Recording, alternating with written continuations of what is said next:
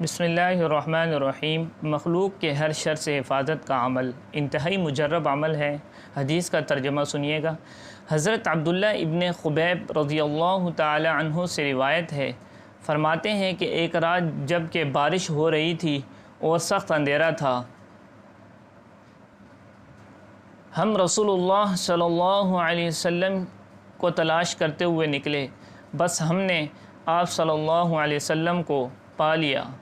آپ صلی اللہ علیہ وسلم نے فرمایا، میں نے عرض کیا، کہو۔ آپ صلی اللہ علیہ وسلم نے کہہ کا مطلب فرمایا کہو۔ میں نے عرض کیا، کیا کہوں؟ فرمایا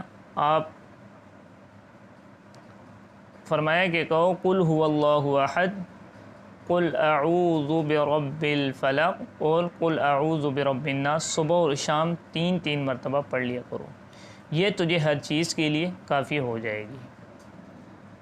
حضرت عبداللہ ابن خبیب رضی اللہ تعالی عنہ سے روایت ہے، فرماتے ہیں کہ ایک رات جب کہ بارش ہو رہی تھی اور سخت اندھیرا تھا، ہم رسول اللہ صلی اللہ علیہ وسلم کو تلاش کرتے ہوئے نکلے، بس ہم نے آپ صلی اللہ علیہ وسلم کو پا لیا۔ تو آپ صلی اللہ علیہ وسلم نے فرمایا میں نے عرض کیا، کیا کہوں؟ فرمایا کہ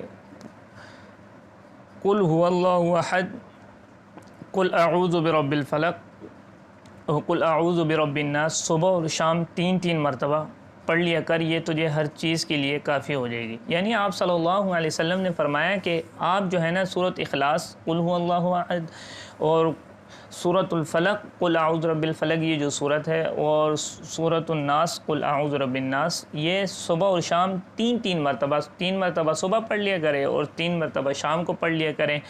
مخلوق کے ہر شر سے آپ کی حفاظت کی جائے گی۔